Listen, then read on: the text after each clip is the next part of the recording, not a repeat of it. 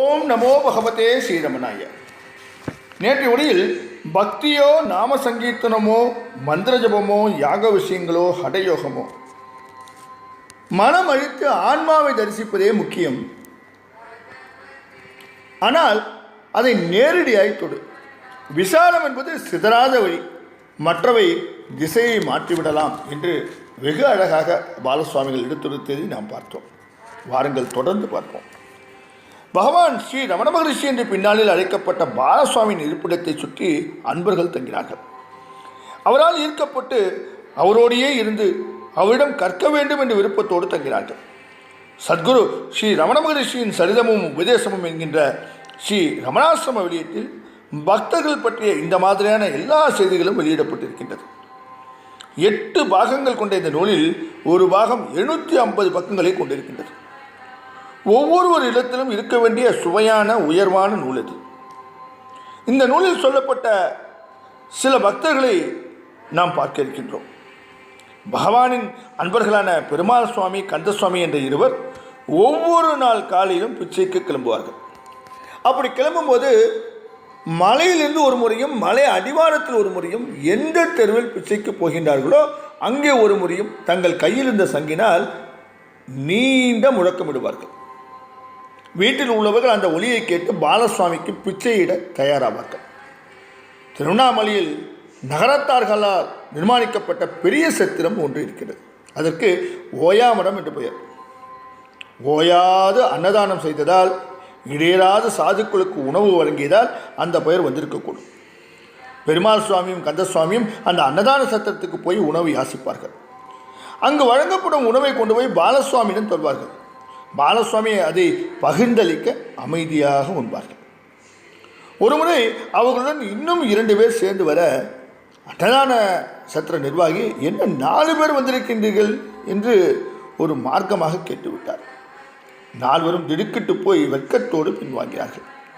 இனிமேல் இந்த நிர்வாகியின் தயவை எதிர்பார்த்து இந்த சத்திரத்தை கையேந்தக்கூடாது, தெரு தெருவாக கையேந்தி விடலாம், வீடுகளில் பிச்சை எடுக்கலாம் என்று தீர்மானித்து முதலிலேயே நான் கூறியபடி சங்கு ஊதி யாசிக்க கிளம்புவார்கள்.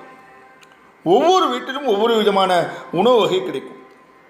இனிப்பு, காரம், புளிப்பு என்று இருக்கும். கொண்டு போய் பாலசுவாமியிடம் அதை சேர்த்ததும் அவர் தன் திருக்கரங்களால் அவற்றை ஒன்றாக பிசைவார். ஒரு வினோதமான சுவையோடு அந்த உணவு இருக்கும். அங்கே தங்கியிருக்கின்ற அத்தனை பேருக்கும் போதுமானதாகவும் இருக்கும். அப்படி வீடுகளுக்கு போகும்போது வெறுமே போகாமல் பாலசுவாமி ஏற்றிய அக்ஷர மணமாலை பாடிக்கொண்டே போவார்கள். நகரத்தார் சத்திரத்தில் நல்ல சோறு, ஒரே விதமான குழம்பு, கூட்டு, காய் என்று வக்கணையான உணவு. இந்த உணவு நகர்ந்து போய் 20-25 வீடுகளில் விதவிதமான உணவு பாத்திரத்தில் போடப்பட்டு ஒன்றாக பிசையப்பட்டு உண்ண கொடுக்கப்பட்டது. உணவின் மீதான ருசி, தேர்ந்தெடுத்து சாப்பிடுகின்ற தன்மை இதனால் அழிந்து போனது. ஏன் 4 பேர் என்று நகரத்தார் சத்திரத்தில் நிர்வாகி கேட்டதால் எந்த கெடுதலும் ஏற்படவில்லை. மாறாக அந்த கேள்வி நல்லதற்கே உபயோகமானது. பாலசுவாமியை சார்ந்த சாதுக்கள் எந்த விதமான உணவை உண்ண வேண்டுமோ அந்த விதமான உணவை ருசி பற்றிய அக்கறை இல்லாமல் உண்டார்கள். உண்ணும் சுகத்திலிருந்து அறுபட்டு போனார்கள். கடும் தவத்தால், உள்ளார்ந்த மௌனத்தால் பிறர் மனதை அறியும் சக்தி பாலசுவாமிக்கு இருந்தது. திருவண்ணாமலையில் சேஷாத்ரி சுவாமிகளின் சீடரான குழுமணி நாராயண சாஸ்திரி என்பவர் வாழ்ந்து வந்தார். இவர் சேஷாத்ரி சுவாமியின் சரிதத்தை எழுதி பதிப்பித்திருந்தார். ஒரு நாள் வாழைப்பழங்களை பாலசுவாமிக்காக எடுத்து போனார். போகிற வழியில் அண்ணாமலையார் கோவிலுக்கு போய் அந்த சீப்பிலிருந்து ஒரு பழத்தை கோவிலில் உள்ள சம்பந்த விநாயகருக்கு மனதால் நிவேதனம் செய்தார். மீதியுள்ள பழங்களை அண்ணாமலையாருக்காக மனதால் நிவேதனம் செய்தார். பிறகு எடுத்துக்கொண்டு மலையேறி பாலசுவாமியை அடைந்தார். அந்த பழத்தை அங்குள்ள அன்பர்களிடம் கொடுத்து உள்ளே வைக்க சொன்னபோது பாலசுவாமி சட்டென்று கை நீட்டி பழத்தை எடுத்து போன தொண்டனை தடுத்து நிறுத்தினார். சற்று நில்லுங்கள், விநாயகருக்கு நைவேத்தியம் செய்த அந்த பழத்தை நாம் எடுத்துக்கொள்ளலாம் என்றார். குழுமணி சாஸ்திரிக்கு தூக்கி வாரி போட்டது. சித்த சம்ஹித் என்று சொல்லப்படும் பிறர் மனதை அறியும் பலம் பாலசுவாமிக்கு இருந்ததை தெரிந்து கொண்டார். இந்த பலம் இருக்கின்ற நீங்கள் நான் எதற்கு வந்திருக்கின்றேனோ அதை கட்டளையிடக்கூடாதா என்று மனதுக்குள் பிரார்த்தித்துக் கொண்டார். வால்மீகி ராமாயணத்தை சமஸ்கிருத உரைநடையில் எழுதியிருந்ததை பாலசுவாமியிடம் காட்ட வேண்டும் என்ற எண்ணம் அவருக்கு இருந்தது. உடனே பாலசுவாமி சட்டென்று ராமாயணம் வாசிக்க வேண்டியதானே என்று சொல்ல குழுமணி சாஸ்திரியின் அதிர்ச்சி அதிகமாகி போயிற்று.